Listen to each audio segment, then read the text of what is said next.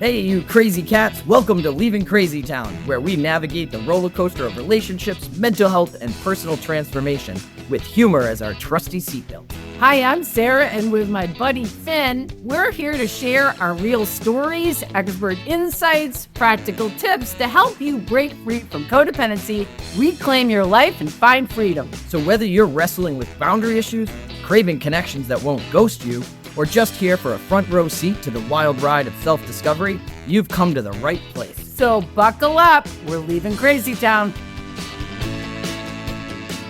Hey, welcome to Leaving Crazy Town with Finn and Sarah. We're on location in Tennessee. We're here with our guest, Amanda. What are we going to talk about today, Sarah? We're welcoming Amanda. We're down in Crossville, Tennessee today, and we're going to do an episode on something that everybody can relate to, which is our crazy thinking. Not me, of course. Never. What are ways you think crazy stuff, Miss Amanda? Oh, let me say one more thing, and I'm sorry I'm interrupting, as usual. This She's is always me interrupting. interrupting. I always interrupt you. What I want to say is the goal to get out of our crazy, thinking is getting some spaciousness around our thinking. The problem with our thinking is, first of all, we believe it. We think it, we either or it, black and white it. Shame it. We shame it. We live in fantasy land and we don't stick with like reality. So we're going to talk about a couple of things today. We're going to talk about the both and, or as Amanda calls it, the and both. And we're going to talk about sticking to the facts. So we're going to give some examples, some tools. We're going to have a little conversation about it. And okay, again, I'm always going to point out, let the feelings flow. Let the feelings flow and Take it away, Amanda. Go ahead. Take it. Wait, in what way are you crazy? Yeah, in what would be a way you could describe your thinking that you're going to give an example of? Well, I feel kind of creepy because I love this book and I wanted to talk about chapter 13. And I thought it's a little bit too much to be quoting the book when the author is sitting right next to me. Oh, boy. Yeah, it's Okay. code crazy. Let's see. One psychologist, recovery from codependency and addiction, and Sarah is the author, and there's a lot of Sarah stories in here. It's fun read. But the area that when I get really, really stuck is because I am locked into only my narrative, only my perspective, Yes. and then I have to create narratives in my head to reinforce either they're right and I'm wrong, either Yes. I'm the villain or the hero. And then I lie to myself. I'm ignoring the facts. Yeah. I'm not acknowledging the and both. Yes. There are going to Yes. be multiple realities. Yes. Most often there are multiple My realities. ego Absolutely. comes into play. I get defensive. Communication shuts down. Connection shuts down. Relationship shuts down because Yes. I am locked into a either or Yes. instead of a both.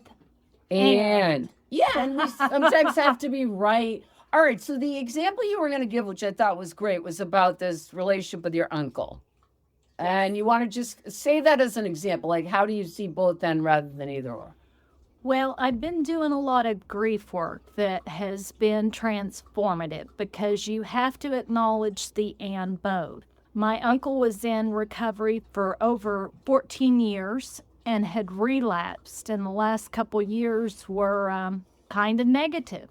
Right. And trying to process the grief and the loss, I just got angry. I was Yes. just seeing all the negative, and I was stuck.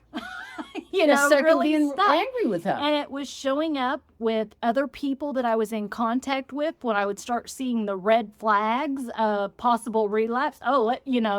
Cutting people off that really hadn't even done anything because I was still being affected by the loss. And I had to look at the and both.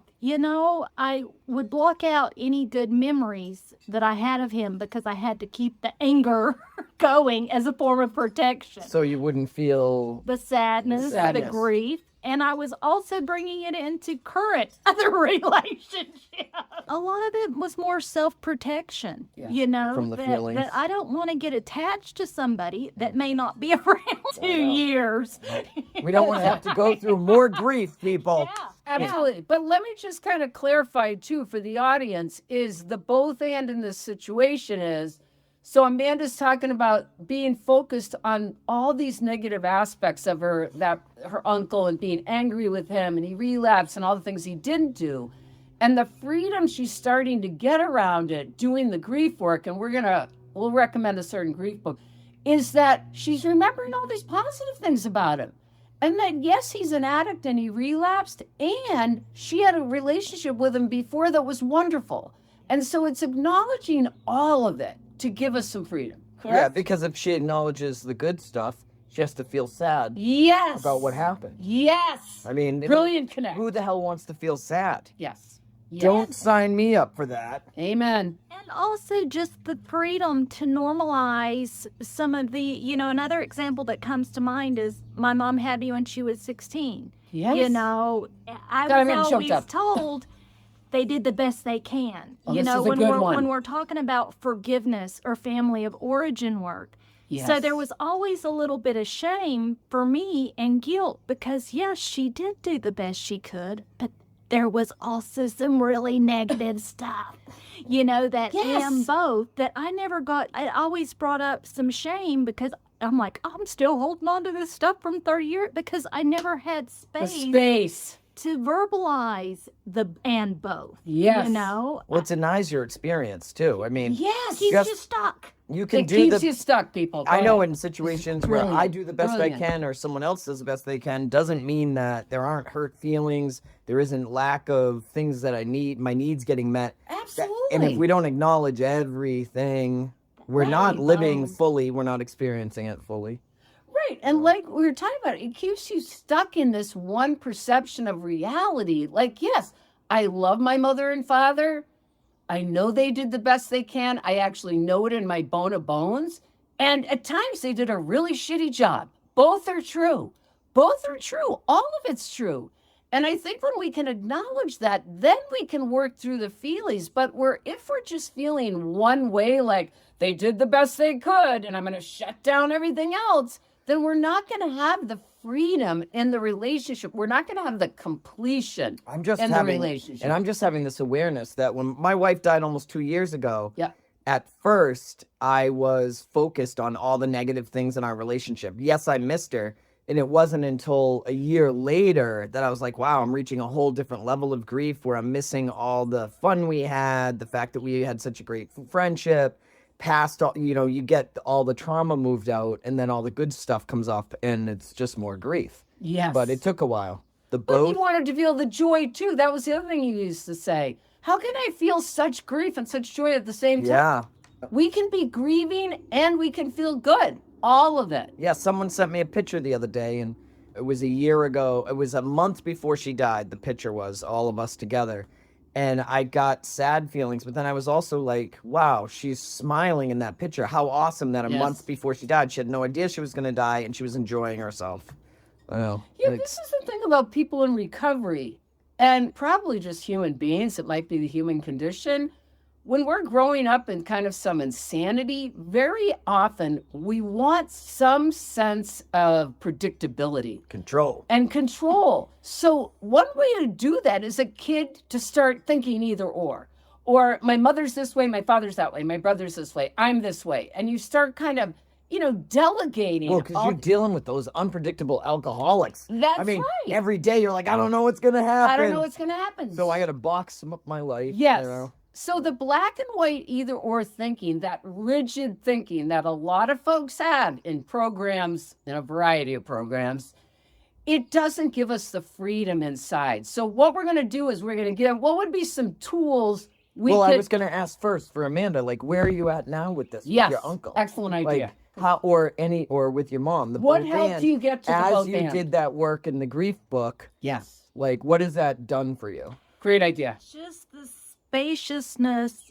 to acknowledge the and both. Yes. When you're only locked into one narrative, Yes. you're stuck. You're stuck. Because you're not even acknowledging the complete, total, and also So you get Yes. closure. you don't have closure, and You're not feeling your feelings. and you're not feeling your feelings. And getting to the underlying grief, which we talk about here a lot, which a lot of times that's the thing we're resisting the most, is just the grief. And there's a duality in almost every aspect of life. I was going to say, has So- anyone had a relationship that Yeah. was just all good or Yeah, all there's bad? a duality to Everything. that needs to be acknowledged, or I'm not truly coming from an authentic place. And I'm not allowing Absolutely. others to come from a place of authenticity because I'm already trying to lock it into a particular narrative. Yes. I always To make talk us about feel my safe. Yeah, my yeah. recovery in pre-recovery.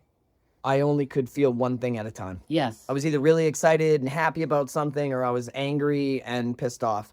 And then after, it's like, wow, I feel such joy. I'm having Yes. such a great day, but I'm also having some sadness. That Yes. to me is true recovery. Absolutely true recovery.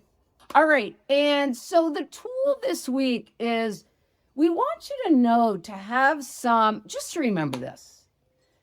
People around you have different perceptions of reality.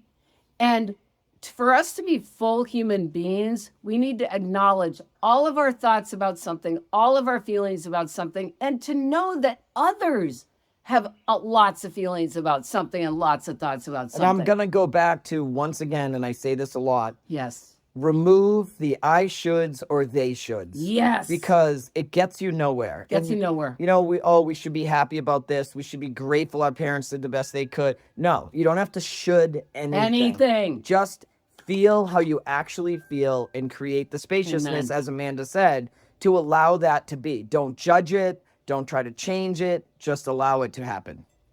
Amen. We're leaving Crazy Town. Fasten your seatbelt. We're out of here. Thanks for listening to Leaving Crazy Town. We hope today's episode offered you valuable insights and tools to help navigate your relationships. If you found our discussion helpful, please rate, review, and subscribe to our podcast. And share it with a friend. Misery loves company, right? Stay connected with us on social media and visit our website for additional resources and updates on future episodes. Until next time, remember that breaking free from codependency is a journey, and we're here to help you every step of the way. And hey, if all else fails, at least you'll have a few laughs. So buckle up. We're leaving Crazy Town.